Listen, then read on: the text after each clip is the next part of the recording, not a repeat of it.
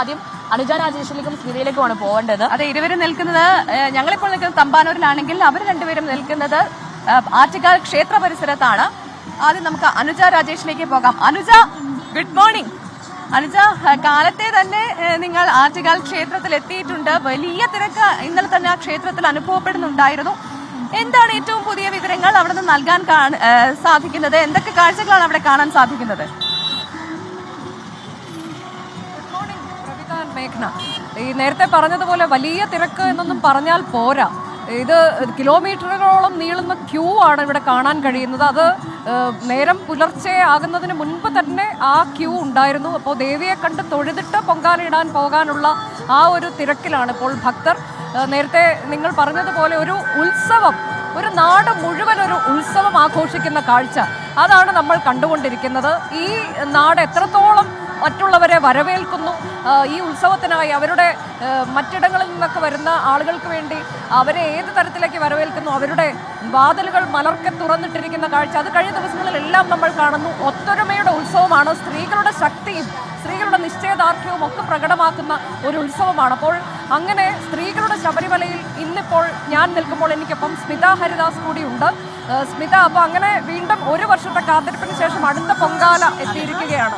അപ്പോൾ എല്ലാ ദുഃഖങ്ങളും ഇറക്കി വെച്ച് വീണ്ടും ഉണർവോടെ ഉന്മേഷത്തോടെ തിരികെ മടങ്ങാൻ വേണ്ടിയാണ് സ്ത്രീകൾ കാത്തിരിക്കുന്നത്. അതങ്ങനെ തന്നെയാണ് അനുജ. നമ്മളെ സംബന്ധിച്ചും മാധ്യമപ്രവർത്തകരെ സംബന്ധിച്ചിപ്പോൾ എനിക്ക് തോന്നുന്നത് ഞാൻ 3ാമത്തെ തവണയാണ് ആറ്റുകാൽ പൊങ്കാല റിപ്പോർട്ട് ചെയ്യാൻ വരുന്നത്. ഓരോ തവണയും ഇങ്ങനെ ഈ ഭക്തരുടെ തിരക്ക് അത് കൂടി വരുന്നതായി കാണാം. ഇത്തവണ വലിയ ചൂടാണ്. അപ്പം നമ്മളെല്ലാവരും വിചാരിച്ചിരുന്നു ഒരു പക്ഷേ ഈ ചൂടത്ത് ഒരല്പം കുറവുണ്ടാകുമോ ഭക്തജനങ്ങളുടെ തിരക്കിലെന്ന്. പക്ഷേ മാർച്ച് 5-ാം തീയതി കുംഭമാസത്തിലെ കാർത്തിക നാളിൽ കൊടി കയറിയതാ. അന്നു മുതൽ വലിയ തിരക്കാണ്. ഇന്നത്തെ ദിവസം പൂരം നാളിലാണ് ഈ പ്രധാനപ്പെട്ട പൊങ്കാല മഹോത്സവം നടക്കുന്നത്. ഈ ദിവസത്തിനായി ഇന്നലെ രാത്രി മുതൽ തന്നെ നമ്മൾ റോഡിലൂടെയൊക്കെ നടക്കുമ്പോൾ അനന്തപുരി പൊങ്കാല നഗരിയായി മാറുന്നതാണ് നമ്മൾ കാണുന്നത്. സ്ത്രീകളുടെ ശബരിമല എന്ന് പറയുന്നത് അക്ഷരാർത്ഥത്തിൽ അതങ്ങനെയായി മാറുന്നത് കാണാം. കൂട്ടമായി പല നാടുകളിൽ നിന്ന് പല ദേശങ്ങളിൽ നിന്ന് അവരിങ്ങനെ വന്ന് രാത്രി മുഴുവനും അടുപ്പുകൾ, പൊങ്കാല അടുപ്പുകളൊക്കെ ഒരുക്കി രാവിലെ തന്നെ നിർമാല്യം തൊഴുത് ദേവിയെ കണ്ട് ദർശിച്ച് ഒപ്പം തന്നെ ഈ പൊങ്കാല അടുപ്പിലേക്കുള്ള എല്ലാ കാര്യങ്ങളും റെഡിയാക്കി കഴിഞ്ഞിട്ട് പിന്നീട് ദേവിയെ കണ്ട് ദർശിക്കുക. ആ ദർശനത്തിനുള്ള വലിയ ക്യൂ ഇപ്പോൾ നമുക്ക് കാണാൻ കഴിയും. ഇപ്പോൾ ഒരു അർച്ചന, ഉഷപൂജയുടെ സമയമാണ്. ദീപാരാധനയും അർച്ചനയും ഒക്കെ അതിങ്ങനെ 9:15 വരെ അതിങ്ങനെ തുടർച്ചയായി ഉണ്ടാകും. ക്യൂ ആണെങ്കിലും കുറേ പേരെ തിരക്ക് നിയന്ത്രിക്കാൻ വേണ്ടി ഇടയ്ക്കിടയ്ക്ക് ഭക്തരെ കടത്തി വിട്ടുകൊണ്ടിരിക്കും. ആ രീതിയിൽ വലിയ തിരക്കും ബഹളവും തന്നെയാണ്. ഭക്തിസാന്ദ്രമായ അന്തരീക്ഷം, ഒപ്പം തന്നെ ആഘോഷമാണ്. ശരിക്കും പറഞ്ഞാൽ സ്ത്രീകളെ സംബന്ധിച്ചിടത്തോളം ഒരു വർഷം അവർ കാത്തിരുന്ന് ദൂരദേശങ്ങളിൽ നിന്ന് വിദേശത്തുള്ളവർ ഈ ദിവസങ്ങളിൽ ഇവിടെ എത്തുമെന്നാണ് പറയുന്നത്. തിരുവനന്തപുരം നഗരിയിൽ എത്തുന്ന ഓരോരുത്തരെയും സ്വീകരിക്കാൻ വേണ്ടി, ആതിഥ്യമരുളാൻ വേണ്ടി ഇവിടുത്തെ എല്ലാ വീടുകളും ഒരുങ്ങിക്കഴിഞ്ഞു. വെള്ളം വേണമെങ്കിലും ഭക്ഷണം വേണമെങ്കിലും പൂജാദ്രവ്യങ്ങൾ ഒരുക്കുന്നതിന് അതിനെല്ലാം തന്നെ ഇവരെല്ലാവരും തയ്യാറായി ഒറ്റ മനസ്സോടെ നിൽക്കുന്നു എന്നുള്ളതാണ് അനുജ. അപ്പൊ നമ്മളിനി കഴിഞ്ഞ പ്രാവശ്യം വന്നപ്പോ നമുക്ക് ഇതിനകത്തേക്ക്, ഈ നടയുടെ അകത്തേക്ക് പോയി നിന്ന് അവിടെ നിന്ന് റിപ്പോർട്ട് ചെയ്യാൻ പറ്റുമായിരുന്നു. ഇത്തവണ ഈ തിരക്കും ചൂടും രണ്ടും കണ്ടിട്ടാണെന്ന് തോന്നുന്നു നമുക്ക് അതിനകത്തേക്ക് കടക്കാനുള്ള അനുവാദമില്ല. അതെ, അപ്പോൾ സാധാരണഗതിയിൽ ഇങ്ങനെ ഒരു നാട് മുഴുവൻ ഒരു ഉത്സവം ആഘോഷിക്കുന്ന കാഴ്ച അത് മറ്റെങ്ങും കാണാനില്ലാത്ത, തിരുവനന്തപുരത്തിന് മാത്രം സ്വന്തമായ, അല്ലെങ്കിൽ തിരുവനന്തപുരത്തിന്റെ ഒരു ദേശീയ ഉത്സവം എന്നുകൂടിയാണ് ആറ്റുകാൽ പൊങ്കാലയെ വിശേഷിപ്പിക്കുന്നത്. ഇത് കോപാകുലയായ ദേവിയുടെ കോപം ശമിപ്പിക്കാൻ വേണ്ടി ഭക്തർ പൊങ്കാല നിവേദ്യം അർപ്പിക്കുന്നു എന്നുള്ളതാണ്. അപ്പോൾ അന്നപൂർണേശ്വരി എന്നുള്ള തരത്തിലേക്ക് ആ ഭാവത്തോടെ പിന്നീട് ദേവി മാറുന്നു എന്നൊക്കെയുള്ള ആ സങ്കല്പം. അപ്പോൾ നേരത്തെ പറഞ്ഞതുപോലെ ദുഃഖങ്ങൾ ഇറക്കി വെച്ചുകൊണ്ട് അതെല്ലാം ദേവിക്ക് സമർപ്പിച്ചുകൊണ്ട് കൂടുതൽ ഉണർവും ഉന്മേഷവും നേടി ഭക്തജനങ്ങൾ തിരിച്ചു പോകുന്നു. അപ്പോൾ സ്ത്രീകളാണ് ഇവിടെ ദേവിക്ക് പൊങ്കാല അർപ്പിക്കുന്നത് എന്നുണ്ടെങ്കിൽ നമുക്ക് പുരുഷന്മാർ എങ്ങനെയാണ് ഇതിന് മറ്റ് സൗകര്യങ്ങളെല്ലാം ഒരുക്കാൻ വേണ്ടി കഴിഞ്ഞ എത്രയോ ദിവസങ്ങളായി അഹോരാത്രം കഷ്ടപ്പെടുന്നത് എന്ന് നമുക്ക് കാണാൻ കഴിയുന്നുണ്ട്. തന്നെ സ്ത്രീകൾക്കൊപ്പം തന്നെ പുരുഷന്മാരും ഉണ്ട് എന്നുള്ളതാ കാര്യം. നമ്മൾ സ്ത്രീകളുടെ ശബരിമലയാണ്, ആറ്റുകാൽ പൊങ്കാല ദിവസം സ്ത്രീകളാണ് കൂടുതൽ വരുന്ന ഭക്തർ എന്ന് പറയുന്നുണ്ടെങ്കിലും ഒപ്പം തന്നെ കുടുംബത്തോടെ വന്ന് എല്ലാ വർഷവും പൊങ്കാല നാളിൽ വന്ന് തൊഴുതു പോകുന്ന ഭക്തരുണ്ട്. എല്ലാ വർഷവും നമ്മൾ കാണുന്ന, സ്ഥിരമായി കാണുന്ന അമ്മുമ്മമാരുണ്ട്, വയസ്സായ ആളുകളൊക്കെ തന്നെ ഈ ഇടയ്ക്ക് ഇന്നലെ ഒരു മഴയൊക്കെ ചാറി, മഴയോ അല്ലെങ്കിൽ കടുത്ത ചൂടോ ഇതൊന്നും വകവയ്ക്കാതെ വരുന്നവരുണ്ട്. അപ്പോൾ അത് തന്നെയാണ് ഓരോ വർഷം ചെല്ലുന്തോറും അവരുടെ ഒരു വിശ്വാസവും അവരുടെ ആരാധനയും പൂജകളും ഒക്കെ അത് കൂടി വരുന്നു എന്നുള്ളതാണ്. 2009 25 ലക്ഷത്തോളം പേര് ഇവിടെ വന്നിരുന്നു എന്നാണ് കണക്ക്. 1997 ആദ്യമായി ആദ്യമായി ഗിന്നസ് ബുക്കിൽ ഇടം നേടുന്നു. അന്ന് 1.5 മില്യൺ എന്നതായിരുന്നു, പിന്നീടാണ് 25 ലക്ഷമായി. ഇക്കുറി വലിയൊരു കണക്കൊക്കെ അധികൃതർ പറയുന്നുണ്ട്. അങ്ങനെ ഏതായാലും ഇപ്പൊ സ്മിത കഴിഞ്ഞ വർഷം വന്നതുകൊണ്ട് സ്മിതയ്ക്ക് അറിയാം കഴിഞ്ഞ വർഷം കണ്ടതിനേക്കാൾ ബാഹുല്യം, ജനബാഹുല്യം ഇത്തവണയുണ്ട്. ഓരോ തവണയും ജനങ്ങൾ കൂടി വരുന്നു എന്നതാണ്, ഭക്തരുടെ എണ്ണം കൂടി വരികയാണ്. പൊങ്കാലയെ കുറിച്ച് പറയുമ്പോൾ നമുക്കറിയാലോ ഒരുപാട് ഐതിഹ്യങ്ങളുണ്ട്. ഇപ്പൊ നേരത്തെ അനുജ സൂചിപ്പിച്ചതുപോലെ പാണ്ഡ്യരാജാവിനെ വധിച്ചിട്ട് മധുരാപുരി കത്തിയരിച്ച് ഒരു വരവാണ് ദേവി.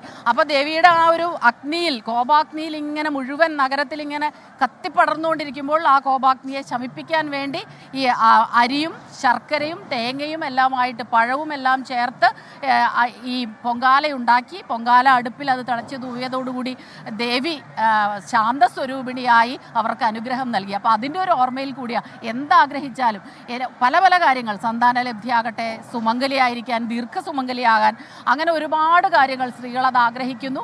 അവരത് കൃത്യമായി പാലിക്കുന്നു. 10 വർഷമൊക്കെ തുടർച്ചയായി ഇവിടെ വന്ന് തൊഴുവും.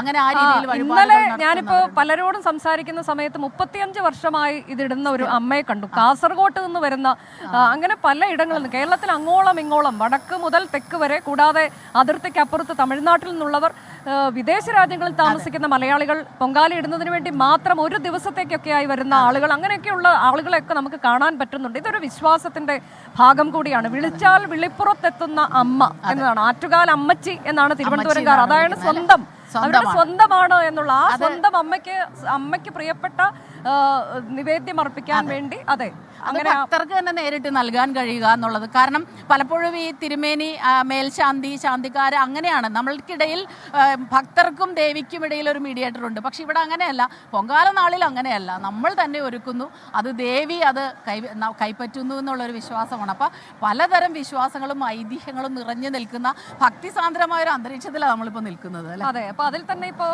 ഏറ്റവും പ്രിയപ്പെട്ട നിവേദ്യം, ദേവിക്ക് ഏറ്റവും പ്രിയപ്പെട്ടത് പായസമാണ്. അത് ഈ കടുംപായസം എന്ന് പറയുന്നത് ഏറ്റവും പ്രധാനമാണ്. അതെല്ലാവരും നിവേദിക്കുന്ന ഒരു കാര്യമാണ്. കൂടാതെ മറ്റു പല തെരളിയപ്പം, മണ്ടപ്പുറ്റ്, അങ്ങനെ പലതുമുണ്ട്. പാൽപായസം അർപ്പിക്കുന്നവരുണ്ട്. അപ്പോൾ ഇതിൻ്റെയൊക്കെ ഒരു എങ്ങനെയാണ് അത് പാകം ചെയ്യുന്നത് എന്നൊക്കെയുള്ളത് ഈ സ്മിത അത് കുറച്ചുകൂടി നന്നായിട്ട് അറിയാമെന്ന് എനിക്ക് തോന്നുന്നു. പറഞ്ഞതുകൊണ്ട് അത് ഇതിങ്ങനെ ഓരോന്ന് മണ്ടപ്പുറ്റൊക്കെ ഞാൻ ആദ്യമായിട്ട് ഇവിടെ വരുമ്പോഴാണ് കേൾക്കുന്നത് തന്നെ.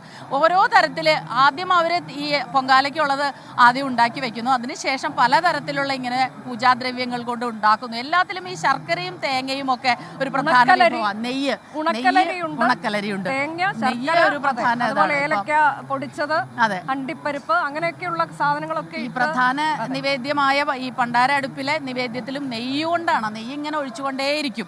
അത് കാണാനും അത് കണ്ടു തൊഴുവാനായിട്ട് ഒരുപാട് പേര് ഇവിടെ മുൻവശത്ത് തന്നെ വരാൻ ശ്രമിക്കാറുണ്ട്. പക്ഷെ അറിയാലോ, വലിയ തിരക്കാണ്, നീണ്ട നിരയാണ്.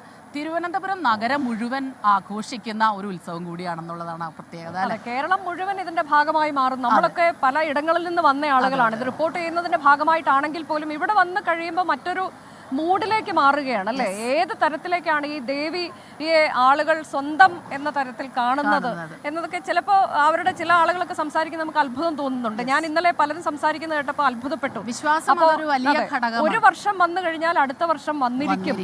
ദേവി അങ്ങനെയാണ്, നമ്മളെ ഇവിടെ വരുത്തിയിരിക്കും. എന്തൊക്കെ അസുഖങ്ങൾ ഉണ്ടെങ്കിലും ഇവിടെ വരുത്തിയിരിക്കും എന്നൊക്കെ പറയുന്ന ആളുകളെയാണ് കണ്ടത്. ഒരുപാട് പേരെ നമ്മൾ കണ്ടു. അതുപോലെ വേറൊരു കാര്യം, ഈ വിദേശ രാജ്യങ്ങളിലൊക്കെ പോയിട്ടുള്ളവർ പലയിടങ്ങളിലായിട്ട് ചിതറിക്കിടക്കുന്ന തറവാട് കുടുംബം, അതൊക്കെ എല്ലാവരും ഈ നാളുകളിൽ ഒരുമിക്കും എന്നുള്ളതാണ്. എല്ലാവരും അടുത്ത പൊങ്കാലയ്ക്ക് കാണാമെന്ന് പറഞ്ഞാണ് പിരിയുന്നത്. അപ്പൊ ആ പൊങ്കാലയാണ് വന്നിരിക്കുന്നത്. അതിന്റെ വലിയ സന്തോഷം നമ്മൾ കണ്ടവരോട് സംസാരിച്ചവർക്കൊക്കെ അതുണ്ട്.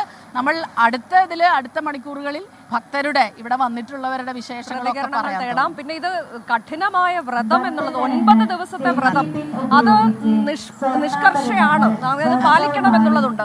ഈ 9 ദിവസം പറ്റിയില്ലെങ്കിൽ 7 ദിവസം എന്തായാലും വ്രതം എടുത്തിരിക്കണം എന്നതാണ്. അത് ഒരു ദിവസം മാത്രം അരി ആഹാരം, ബാക്കി സമയത്ത് എന്തെങ്കിലും ഫലമൂലാദികൾ അല്ലെങ്കിൽ ഗോതമ്പിന്റെ ഭക്ഷണം. ഇനി ഇന്നലത്തെ ദിവസം ഒരൊറ്റ നേരം മാത്രം ആഹാരം.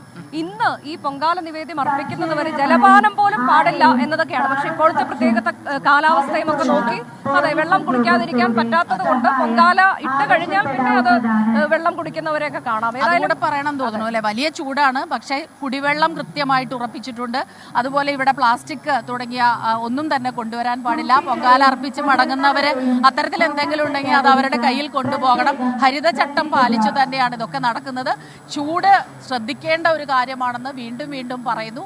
വെള്ളം ധാരാളം കുടിക്കേണ്ട ഒരു സാഹചര്യമുണ്ട്. നേരെ നമ്മൾ വെയിലിൽ പോകുമ്പോൾ തീർച്ചയായിട്ടും ശ്രദ്ധിക്കണം. ആരോഗ്യ പ്രശ്നങ്ങളൊക്കെ ഉള്ളവർ തണൽ പിടിച്ച് ക്യൂവിൽ നിന്ന് ദേവിയെ തൊഴുവാനുള്ള സൗകര്യങ്ങൾ ഉണ്ടാകും. ആ രീതിയിൽ തന്നെ ആകണം കാര്യങ്ങൾ. അതെ, ഹരിത പ്രോട്ടോകോൾ പാലിച്ച് എന്നത് എല്ലാ തവണയും നമ്മൾ കേൾക്കുന്നതാണ്. പക്ഷേ ഇപ്പോൾ ഇതിൽ നഗരസഭാ അധികൃതരൊക്കെ പറയുന്നത് എപ്പോഴും ഈ പൊങ്കാല കഴിഞ്ഞ് പോകുമ്പോൾ പ്ലാസ്റ്റിക് മാലിന്യങ്ങളൊക്കെ അവിടെ ഇവിടെയൊക്കെ ഉണ്ടാകും എന്നാണ്. അപ്പോൾ ഇക്കുറി ഒരു മാലിന്യം പോലും പ്ലാസ്റ്റിക്കിൻ്റെതായി ഉണ്ടാകാൻ പാടില്ല. അതുപോലെ ഒറ്റത്തവണ ഉപയോഗിക്കുന്ന ഈ ഡിസ്പോസിബിൾ കപ്പ്, ഗ്ലാസ് ഇതൊന്നും പാടില്ല. കാരണം അതൊക്കെ പ്രകൃതിക്ക് ഉണ്ടാക്കുന്നത് എത്ര വലിയ ദോഷമാണ്. ഇതൊക്കെ പറഞ്ഞു മനസ്സിലാക്കുന്നതിനുള്ള ക്യാമ്പയിനൊക്കെ ഈ നഗരസഭയുടെ നേതൃത്വത്തിലും കുടുംബശ്രീ പ്രവർത്തകർ, ഹരിതകർമ്മ സേനയൊക്കെ നടത്തുന്നുണ്ട്.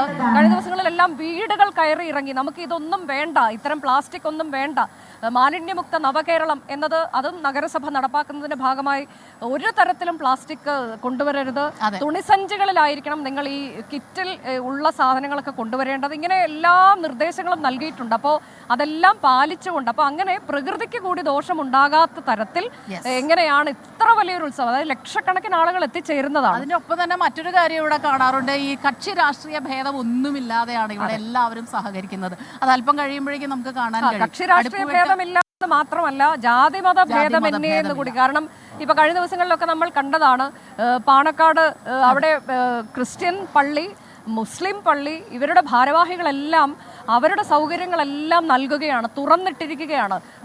അതുപോലെ തന്നെ ശുദ്ധജലത്തിനുള്ള ഏർപ്പാടുകൾ, വിശ്രമിക്കാനുള്ള സൗകര്യങ്ങൾ ഇതെല്ലാം ഒരുക്കി നൽകിക്കൊണ്ട് അങ്ങനെ ഒരു മതമൈത്രിയുടെ പ്രതീകം കൂടിയാണ് ഈ ആറ്റുകാൽ പൊങ്കാല എന്നുള്ള. പലതരത്തിൽ ഇത് ശ്രദ്ധേയമാണ്. ഒരു നബീസ എന്ന് പറഞ്ഞ ഇത്ത എന്നെ വിളിച്ചിട്ട് പറഞ്ഞു വരുന്നില്ല ഇത്തവണ പൊങ്കാലയ്ക്ക്. അപ്പൊ ഞാൻ ഉണ്ടെന്ന് പറഞ്ഞപ്പോൾ എന്നോട് പറഞ്ഞു ചൂട് പേടിക്കണ്ട, ഒരു ചെറിയ മഴ പെയ്യും, അതല്ലേ വിശ്വാസം, അത് അങ്ങനെ ഉണ്ടാവും, എല്ലാ വർഷവും അങ്ങനെയാണ്. അപ്പൊ ആ രീതിയിലാണ് ഈ വിശ്വാസങ്ങളെല്ലാം പോകുന്നത്.